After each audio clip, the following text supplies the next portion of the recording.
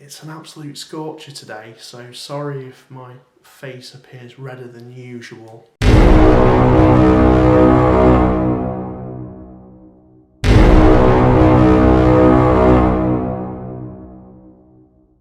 Hello FIGGIE fiends and collectors, this is me, Daniel East 1000, back again with another Star Wars The Black Series figure review. Today we're going to be killing two birds with one stone, just because they are effectively the same figure, just with a few minor paint differences and accessories differences. We are going to be taking a look at the Battle Droid and Heavy Battle Droid. This one was released first, and then this one has been released most recently in the Gaming Greats line and is an exclusive predominantly to GameStops and game stores in the UK, as far as I'm aware, although a lot of independent retailers have just managed to get their hands on them. So we're still at a quandary as to what makes an exclusive.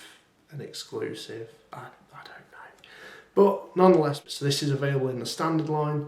This is an exclusive. As per usual, however, we'll be taking a look at the packaging first and foremost, of which there are noticeable differences just because this is in the standard line, so it features the red and black, and this one is in the Gaming Greats, of which utilises the colour scheme of the actual character itself. You'll also notice on the artwork of the Battle Droid, which is also different to this one, features some colour in it, which is a nice little touch given it's an exclusive. You've got the Gaming Greats on this one as well, the sticker there, of which this one of course doesn't have, and you've got the names, Star Wars The Black Series at the top, pretty much the same bubble as to where the figure sits, so you can have a look at that before you buy. On the side you've got the Gaming Greats sticker on there and the number that this figure is. On this side, of course, the name of the figures, which runs along the spine. Then on the back, you've got a nice little bio, of which I will include both of in the description below, just to save you some time. If you want to pause and check that out, you can do. You've also got some nice artwork again by Gregory Titus, and a ton of legal garb at the bottom. What I will note about the Gaming Greats one as well is it's based off of the Battle Droid from Battlefront II. So it comes with some interesting accessories that link in with that, of which I will talk about in the review. So there we go. That's the packaging pretty much out the way and done with. Let's take a look at the figures themselves. And here they are. Although one of them isn't standing to attention, and is having a little bit of a power nap. I'll wake him up in a minute, but here they both are. Like I said, they are exactly the same figure. So I thought, as I haven't reviewed this one yet, that's maybe why he's sleeping, because it's taken me so damn long to review him. May as well crank both of these out. First and foremost, let's just go through the differences. Obvious one is the colour on both these Battle Droids. This one's kind of like a brown and black colour scheme, whereas this one's more of a sandy colour, which is kind of really the standard colour for Battle Droids. So this one of course is based more off of the look that we see in the films, whereas this one is based more off of the look in Star Wars Battlefront. Because this one is based off of a video game, it does come with some accessories which are a little bit questionable to some. Why it's holding a First Order heavy blaster is something that would maybe get some Star Wars aficionados a little bit triggered, due to the fact that Battlefront is all about customizing your characters, loading them out with different weapons. This figure comes with an assortment of weapons that you can give him. You can give him the standard Battle Droid blaster, which he has mounted on his back there, or you can mount him with this big First Order blaster. Not only that, Stormtrooper blaster, or heavy assault rifle thing, of which we've seen before come with the Sand Trooper, if I'm not mistaken. So it comes with 3 blasters, of which is good to note covers all 3 trilogies. So this one's from the original trilogy, this one obviously from the prequels, and then this one from the sequels. A nice little touch, I think. That's that Battle Droid. He comes obviously with more accessories than this guy. Both of them have the same backpack, although of course they're different coloured. And a nice little touch as well, they come with these little antennas which you can switch out for the backpacks, of which I will do for you guys. I think it's about time we woke this dude up. A few moments later. So there we go, there he's looking a bit more ready for action. Of course, that's something I really like about this figure. You can have them in their deployment pose that you see them do in episode 1. Both of these guys are super cool. A good thing to note about the accessories as well is this one's blaster, which I've got mounted on his backpack there. It's not weathered, whereas this one's is. It's a very minor thing, but it's just worth noting. And that's probably due to the fact that this one comes with more accessories. The cool thing about the backpacks, as you can see with this one, it's got 2 antennas sticking out, so you can actually fold them in if you so wish. I think that's a really cool touch. I'll just show you. That one can have his out as well. And like you can see on this one, and I did kind of show on this one, you can have the blasters mounted in that little peg hole in there.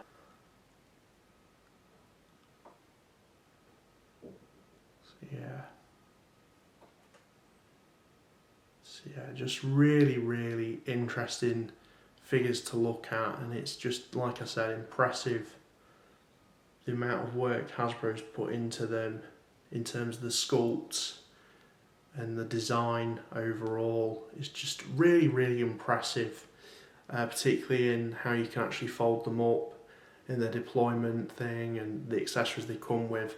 I mean, I've got these, or at least this one, how he appears in episode 1, because the episode 1 droids actually feature these backpacks as far as I'm aware. If anyone wants to correct me on that, by all means do so. But what you can also do is have them have a different kind of antenna on the back. That just slots in like so. So you can just have it with those antennas there. And for some reason as well, these can unplug out. I don't know why they did that, but it's something you can do. So there he is with the antennas on. I'll just do it with the other one as well.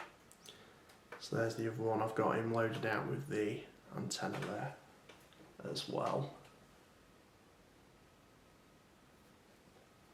So yeah, this one comes with an absolute ton of accessories, which makes complete sense given it's based off of a video game where you can customise your characters and load them out with different weapons. And of course this one's more of a representation of the battle droid from episode 1 and the other prequel films as well, depending which backpack or antennas you fit it with. Yeah, it's just a very easy repaint that Hasbro could do. I mean, there's plenty of battle droids, colour schemes and variations that Hasbro could definitely utilise, and I'd lap them up just because it is such a unique and interesting figure. It's kind of like that same feeling I have with Stormtroopers. It's an army builder. It's just the sculpt. It's just a really cool, intricate and interesting sculpt. And not only that, I think what makes it for these figures is just the articulation as well that they've managed to load into them. So if I just go through the articulation of one of them, just to free my hands up, they are literally the same in terms of articulation because it's the same figure. It's just this one's a repaint, as I'm sure I've stressed enough. So in terms of articulation for these guys, he has a ball jointed head. On the back you have a hinge, this piece here, just so it doesn't hinder an articulation. He has a hinge in the neck at the very lower bottom, and you can also extend that. I don't know if you can see that, but you can extend it so you can bend it in further down so you can have it in that folded up pose that I had to begin with. Ball jointed shoulders, swivel at the top of the biceps, hinge in the elbow, swivel near the elbow as well, just there, hinge in the wrist, and a swivel in the wrist as well, although that does feel quite tight on mine, so just be careful with it because I can imagine it being quite fragile. Then he has a bit of a ball joint in the torso. It's either a ball joint or a ball hinge, but these kind of move in tandem with it, which is rather nice. He has ball jointed hips, hinged knees, and there's a bit of a kink in the knees as well, so you can do that fold in thing that I showed you to begin with. So they go like that. A swivel at the top of the foot, a hinge in the foot with rocker joints as well. So You can get these guys into some seriously good and diverse poses, which you wouldn't really imagine really because of how spindly the designs look. So massive kudos to Hasbro on that, in terms of how cleverly designed these things are in terms of their articulation, and it really does whet one's appetite in terms of what Hasbro could do in terms of other droids in the Star Wars universe and what sort of articulation they could put into them. So yeah, I can definitely see them repainting this mould again and again and again. And I don't think I'd be mad, because it is a really good sculpt, and I can't stress that enough. And it was kind of the reason why I wanted this one, because it's just really cool to see this guy in a different colour scheme. And like I said, there are so many different colour schemes that you could do this guy in. So many different ranks. I'd personally love to see, and I very much doubt it will happen, the firefighter droid that we saw in Clone Wars. What you're doing with that thing?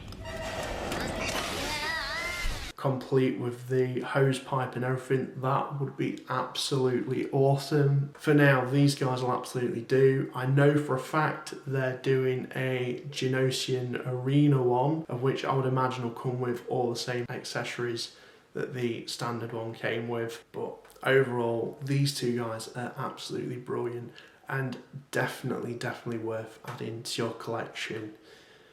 Particularly if you are a prequel nut, it's really difficult to not be tempted to buy a bunch of these just to have a whole battalion or army of them. But anyways, that's pretty much all I've got to say on these guys. I think this sculpt is one of my top favourite sculpts in the whole Black Series collection so far, but that's my opinion on it. Let me know what you guys think in the comments below, and this is me, Daniel East 1000, signing out, and thank you very much for watching.